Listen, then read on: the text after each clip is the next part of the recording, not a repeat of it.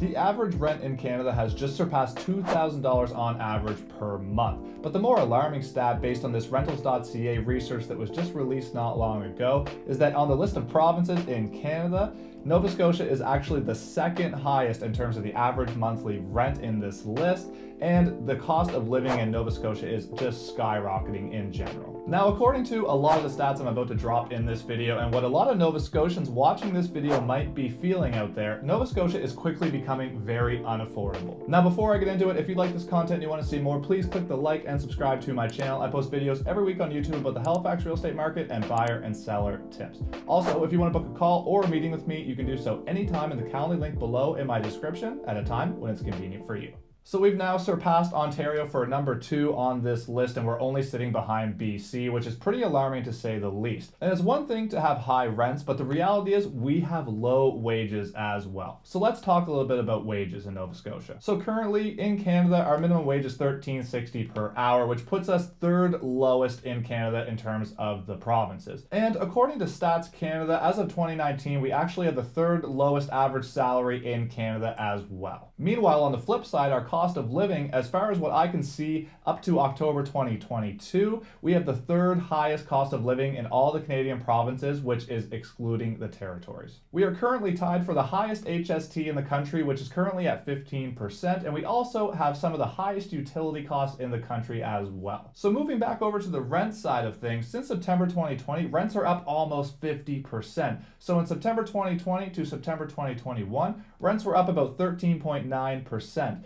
And then again, from September 2021 to September 2022, rents were up about 35.5% in that time frame. But Andrew, we have a rent cap. How is that possible? Well, I'm so glad you asked, so let's get into that right now. So the rent cap is only applicable to those properties that already have leases in place. So if I'm renting a property at building A and I leave on my own accord and go somewhere else, that landlord can then put the rent at whatever they want. Now, while the rents are capped at 2%, they might have lost a lot in the last couple of years, so they're going to look for a bigger hike when that time comes up, when they have the ability to do it, because with the rent cap in place, they don't know how long that tenant's going to stay, and if they're on a periodic lease, they don't know when they're going to be able to raise the rent again. So in these situations, we're going to start seeing large rent hikes when the time comes. Also, all these new construction apartment buildings that are going up right now, the developers are charging a huge premium to make up for a lot of different costs. So not only do these developers have to account for rising construction costs and interest rates, material costs, labor costs, but also they have other investments in their portfolio. So because all their other buildings are capped at 2%,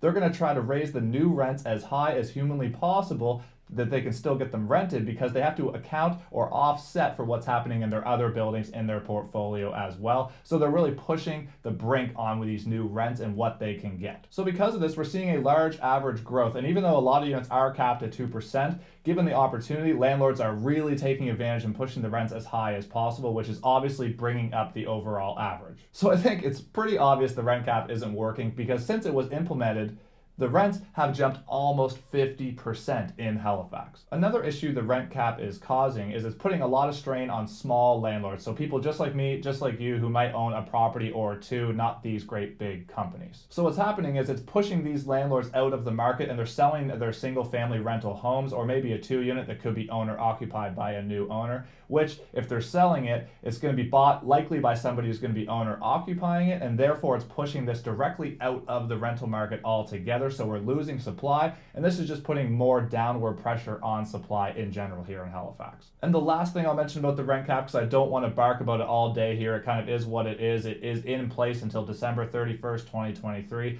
But because the province has kicked this can down the road, the further they kick it down the road, it's just further adding to the problem. And it's going to create a real disaster when they take this off in December 2023. And to be honest, if I had to say right now, I don't even think they're going to take it off in December 2023. I think they're going to adjust it, but I do not think it's going to come off, but only time will tell. All in all, I found this info extremely interesting, and unfortunately, it is showing that Nova Scotia is unfortunately becoming less affordable. So at some point, something has to give, or we're going to start seeing people migrate to other provinces for some relief. And some of these provinces not only have a lower cost of living, but they also have a higher pay scale as well. So it's a win-win if people do that. Now, there are a lot of things coming down the pipeline, which is the province and the municipality trying to help the rental market. But in my opinion, it is too late. And we're so far down this path now that I really find it hard to believe that the province and the municipality are going to be able to catch up with this problem. But obviously, I hope they're going to. I would love to see a healthier rental market here in Halifax. So